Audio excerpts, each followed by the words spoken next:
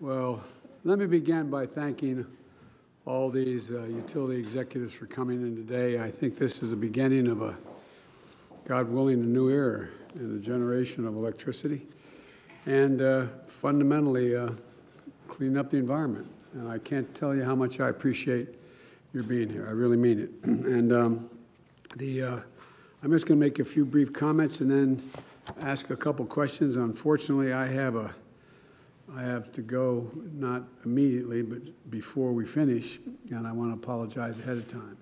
But thank you for being here. I'm afraid, as I said, I won't be able to stay, but I wanted to come by to thank the utility sector CEOs for being here, and hear from you at the top. You have some of the most important jobs in America right now, keeping electricity systems running and running reliably. I've spent too much time this last year flying in helicopters over areas of scorched earth that because utilities were down, because of what's going. It really is amazing. More territory is burned to the ground on the West Coast than the entire state of New Jersey in terms of square miles. It's just stunning, absolutely stunning. And I want to thank you for what you're doing to help get the word out about clean energy. And the component, one of the most significant component of my Build Back Better plan. And thank you for coming to speak on its behalf. It's about building the clean energy future, and we're seeing incredible enthusiasm and support for the effort, not just from you all, but around the country. I mean, there's a real, people are, I guess when things got really bad and made people realize, my Lord, this is real. This is real, this climate change. And it's about building that future, that clean energy future. And how many major announcements have we seen recently? Ford and GM, for example, building out their electric vehicle production, a total I think, investment of, I think it's almost $18 billion, 11 and 7. And Union Pacific Railroad, I was recently out in Pennsylvania, in Pittsburgh, but to see other parts of what was going on, but the Union Pacific Railroad is buying electric locomotives that are being built in Erie, Pennsylvania. And just yesterday, Tritium announced a new facility in Tennessee that is going to build the electric chargers. They brought in some of them to show us what they're like. And, this legislation that's already been passed has 500,000 electric chargers on our highways. And it's going to change the dynamic of how, not only how we travel, but the economy along the way as well. Because, at any rate, companies are investing in clean energy futures, and the world is betting on American workers to build it and the American people to buy it. And then we're investing in clean energy as a stronger, more resilient grid, 100% clean electricity by 2035. And that's a major piece of the puzzle and one of the commitments that I made we would try to do. Like the rest of my Build Back Better plan, the clean energy companies of this plan are about lowering prices. That's what this is all about. It's about reducing family energy bills while protecting the grid from extreme weather and making power more reliable. And it's also about jobs. No one knows it better than all of you around this table. The investment is going to support the creation of hundreds of thousands of good-paying jobs all across the country, and how it flows from this, what you're all about to do, or God willing. And it's going to make us more economically competitive while reducing pollution and improving public health and helping us meet the moment on climate change, the most important piece of it, in my view. These investments are about today, and they're also about the future. And we can do it without increasing the deficit or raising taxes on anyone making less than $400,000 a year. And 17 Nobel laureates spontaneously, in economics, spontaneously wrote to me telling me that they believe that this would ease long-term inflation. And so CEOs know exactly why clean energy future matters. It's an incredible opportunity for our country. And they know how urgent it is to get this done. And they've been key partners throughout this entire process. And so I'm grateful for their input, and I look forward to getting a full report from my team on the ideas discussed today. But with your permission, I'd like to stick around a little bit and maybe ask a few questions. And again, I can't tell you how back up. 4 years ago, when I was sitting talking about this issue, the question was, no one's, you guys aren't going to do this. It's not going to happen. No, I mean, for real. That was the nature of the discussion. But you're here saying you support this, and you're going to try to move if we can get this Build Back Better piece done. And so I'd like to start off with you, Pat. If you may excuse me calling you Pat, I apologize. You can call me Joe. Your PNM operates New Mexico and Texas and powering 800,000 homes and businesses. How's this Build Back Better initiative going to deliver more reliable and affordable power and reduce costs for, if we have it available to you to be able to get the tax benefit? Well, Mr. President, thank you for the opportunity to speak, and thank you for your support of our clean energy future. We started our clean energy journey some time ago in New Mexico, working with our governor, the environmental community, the business community, and our indigenous communities, all who support clean energy. This legislation is going to allow us to be carbon-free sooner, gives us renewable portfolio standards, allows us to securitize, to keep costs down for customers, and very importantly, Mr. President, it provides for a just transition. There is money in there for worker severance and retraining for the coal miners. We already take care of our coal plant employees at the utility. But it has money for economic development in there to revitalize the communities. So working with economic development, Indian affairs, and workforce solutions, because when people move into the clean energy economy, they shouldn't have to move away from their tribal lands. And we are going to work to revitalize those communities so that they can participate in the clean energy future where they currently live. These clean energy tax policies are going to be so helpful. New Mexico, unfortunately, is the third poorest state, and the areas that we serve in Texas are not the affluent areas of Texas. As a regulated utility, we pass all of our tax savings directly back to our customers.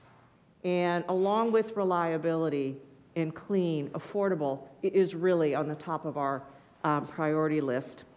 We have the number 3 solar potential in the United States, in New Mexico, and the number 3 onshore wind potential. So having credits for that and for storage, which is critical to make sure that those resources can be stored, so we need them when we need them, and the building of the transmission to export those wind and solar resources to other states is also critical. So that transmission and solar and storage and wind is really going to help bring down the customer costs. We're also looking to integrate more electric vehicles into the grid. I tell people, once you drive an electric vehicle, you don't want to drive an internal combustion engine anymore. They're quiet and quick. Oh, oh, are they quick? And this will help us make the needed improvements in our grid at a lower cost. And on the corporate tax rate, when we keep that low, we also pass those savings back to our customers. And unfortunately, any increases, conversely, get pushed back to customers. But President Biden, your support of clean energy and the clean energy tax policies will really allow us to accelerate that making energy reliable, affordable, and cleaner sooner. So thank you so much. Well, thank you. One of the things that I spent some time in one of the this is how many years ago now? I guess 3 years ago, in a very large solar site in Nevada. Yes.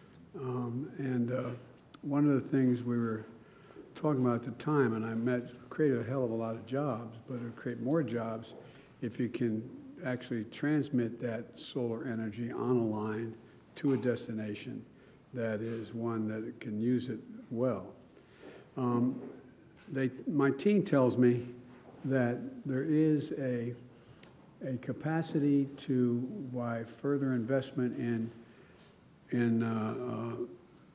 machinery on the site that is going to be able to, through high voltage HVDC tech, move that energy more quickly and lose less of it on the way. Is that right? Absolutely. And tell me how that, I mean, will you be in a better position to be able to, for your solar sites, be able to afford that with, in fact, you have the tax credits that are moving? Yes, the tax credits will make the more sophisticated transmission infrastructure much less expensive. And again, we pass those savings all on to the consumers. And a lot of the solar, and where you site solar fields, is not near what we call load centers or big cities. So you need that transmission. And it is going to be absolutely critical to building our nation's clean energy infrastructure. Well, my wife and I separately spent a little bit of time with those indigenous communities in New Mexico and other places, and it really makes a difference, will make a difference for them in a big way, I think. Absolutely, and you know, especially the Navajo Nation is embracing a clean energy future. They're very thoughtful about how they move away, but they are very much looking forward to developing the solar potential on their lands, and we will be able to export that to other parts of the West that desperately need some more clean energy. Well, as an aside, before I go to you, Nick, I was out in Colorado looking at the experimental efforts going on up there in the mountains. I was stunned, and I'm familiar with wind energy because we tried very hard early on in the last administration I was in to promote that, and we had some blowback because people didn't want to be able to see it and the like. They showed me a blade of a windmill that's 100 yards long. My Lord. I looked at that and thought, holy Lord, I mean, I can't fathom. I think some of the press was with me on that trip. It's astounding. But you're at AEP, Nick. You use a variety of traditional fuels to make power, like coal, natural gas, and nuclear. It's good to see you now expanding into wind and solar. Tell me a little bit about the expansion in the renewables, how that's going for you. Is it going to reduce cost to customers?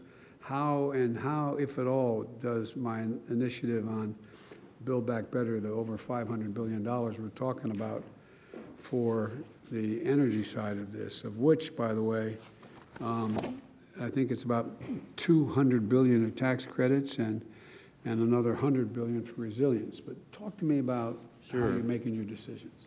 Well, first of all, Mr. President, pleasure to be with you today to talk about these important issues. And you've actually shed the light on a lot of the infrastructure needs of this country. And certainly the grid is one of those areas that we find, and I grew up as a system operator. 40 years ago, I started as a system operator, running power systems. So for me, your focus on resiliency and reliability of the grid is extremely important. The addition of renewables in place today is having a substantial impact, the ability to save customers money. Matter of fact, we this quarter will be putting in operational the largest wind power project in North America. Is that right? About 1,000 megawatts in Oklahoma. And it's going to save customers about $2.2 billion over the life of the agreement. So certainly it's a huge benefit. And for us, it's really an opportunity to bring these kinds of resources in, lower cost to customers, and be able to move toward that clean energy future. So as we look at that, we've looked at it across our territories, and now we have a plan by 2030 to put over 16,000 megawatts of generation like that in place. So it's really an important opportunity for us. We also partner extensively with Lonnie Stephenson, the IBEW, and the unions. We're mapping that transition to those skills of the future. And certainly partners like that and partners in the federal government can enable this industry to move much more quickly than we would have otherwise, particularly with the tax provisions, ITCs, investment tax credits, and so forth. Those have really produced benefits for consumers, because those costs, those benefits actually flow through to our consumers and contribute to the economy. So it's a great opportunity for us to make that transition. Well, I think it's a heck of an opportunity. One of the things, maybe when the press is still here, to talk a little bit about, I was really excited back in, I guess it was probably 2000 and, don't hold me the exact year, probably 2012, 13, 14. We were talking about major wind initiative off the eastern coast, the coast of, on the East Coast. And as I said, there was, an effort to go off the coast of Delaware and off the coast of New Jersey. And I think it was it was able to power, don't hold me to the number, like 800,000 homes in New Jersey. But there was a real blowback when people said, I don't want to see those things. And then remember up in the Nantucket area and Nantucket Sound. And tell me about when you say you're going to have this largest, essentially, wind farm in Oklahoma. What is the reception of the community with that? Oh, it's been very, very positive because not only do they see the benefits of the clean energy, but also the job creations, but the benefits for customers are considerable. Where we run into some issues is when there's large-scale transmission, which you mentioned to Pat. We really do need to find ways to scope large transmission to get renewables to the big cities, and that's a process that obviously your administration has been working on as well. And for us, it's important to scope those projects because the savings associated with renewables will actually pay for the transmission. Yeah. So that's a key area for us to be able to continue to grow. Are all of you, generic question, are you getting less resistance when you start talking about wind and the windmills? I know they cause cancer.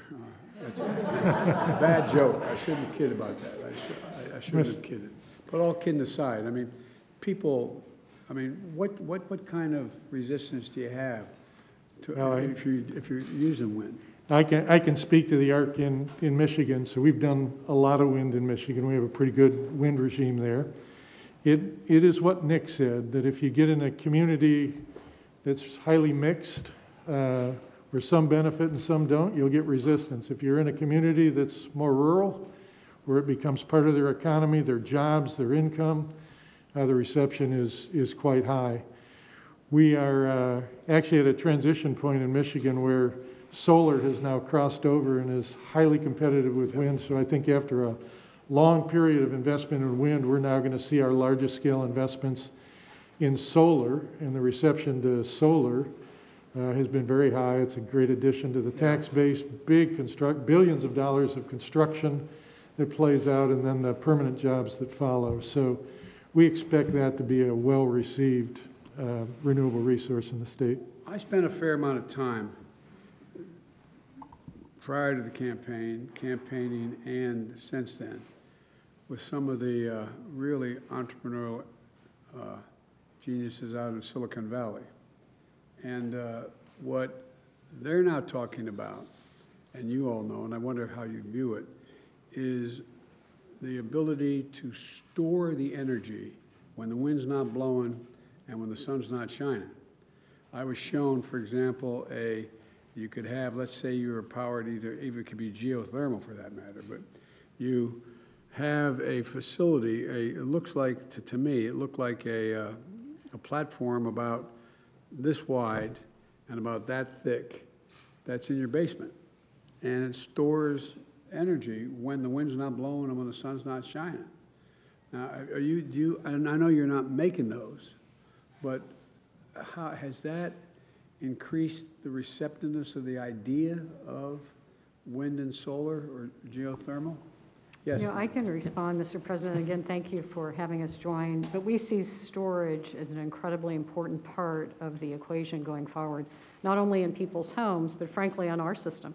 Yes. In order to strengthen it and make it capable of taking on more resiliency. So as I look at the number of megawatts of renewables we'll add, there's a comparable number of storage megawatts we will also add over the next decades. And the tax credits that you have Included would be an important part of lowering costs, and the infrastructure bill under the Department of Energy has a lot of investment in the R&D necessary to advance that battery storage. So we think there's great potential for this.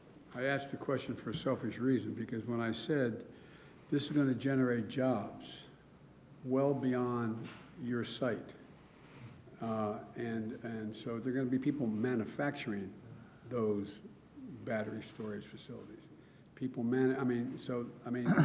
This has such a ripple effect that, God willing, and what's going to happen is, I predict, right now, in some cases, China's ahead of us, but I think we're going to end up having a significant export market as well. That's going to create thousands of good-paying jobs here in the United States. It's going to be in our interest to have this, move around the world. But, I hope that you all are going to look back on this 10 years from now and say, boy, that time we didn't have any dinner at that dining room table. Still worked. But I want to thank you all very, very much. So, And by the way, Mr. President, we're going to have to let you go here. Turn it over to you. Yeah.